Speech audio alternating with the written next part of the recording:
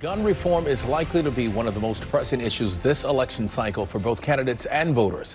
The hot button topic, top of mind for many Americans, especially after the recent deadly mass shooting in Maine. The debate over gun rights is an ongoing conversation filled with nuance and passionate arguments. It's a dialogue ABC's senior congressional correspondent Rachel Scott has been closely tracking. This tragedy opens a painful wounds all across the country. Too many Americans have lost loved ones or survived the trauma of gun violence. Hey, hey, ho, ho! 1 year out from the 2024 election, Americans are still grappling over gun violence. It's a national challenge the president promised to tackle in the White House, and one that has remained front and center. Last month's attack in Maine and the 2022 school shooting in Uvalde, Texas, just some of the 1,800 mass shootings since Biden took office. Last year, Congress came together to pass a bipartisan gun safety package for the first time in decades, with new rules to tighten some background checks, keep guns from domestic abusers, and millions for school safety and mental health.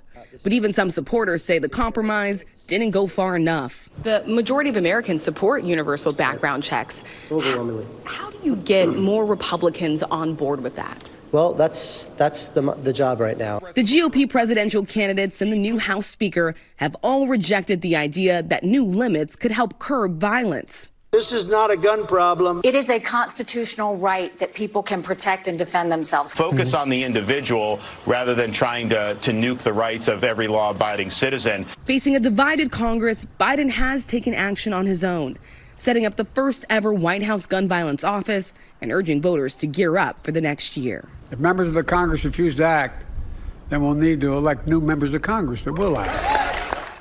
And Rachel is with us now to talk more about this subject. Good to see you as always, my friend. All right, let's talk stats if we can. According to a Pew Research study, 6 in 10 adults say gun violence is a big problem here in the U.S. 62% expect gun violence levels to increase over the next 5 years, and 61% say it is too easy to legally obtain a gun. How do these attitudes break down along party lines? There are big divisions with this when it comes to Democrats and Republicans. We know that Republicans often feel more comfortable keeping a gun in their home. We know that Democrats have a lot more reservations. When you look at the question of whether or not having a gun increases safety, does it make us feel more safe? Does it make our environments more safe? You have 79% of Republicans who say yes. Look at the number on the Democratic side, 78% of Democrats say that it does not. So you just have two sides that are just bitterly divided altogether on this. We just saw 18 people killed in Maine, and it just feels like shooting after shooting, nothing changes this conversation.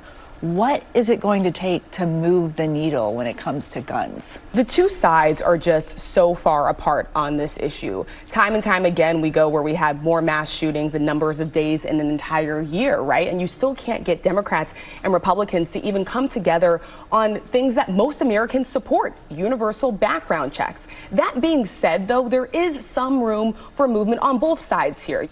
And, we'll see more of Gen Z voters heading to the polls for this election. Many of them grew up, taking mass shooter drills. You and I knew nothing about that. I think tornado drills and fire drills were the only things that we experienced.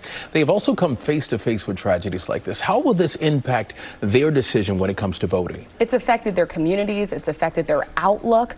But this is really interesting here when we look at the numbers, because even though there is concern about the mass shootings, you have some young voters who say, look, this makes me want to have a gun in my home because I am so nervous about gun violence that is spreading across the country. On the other end, you have others who say we need more restrictions altogether.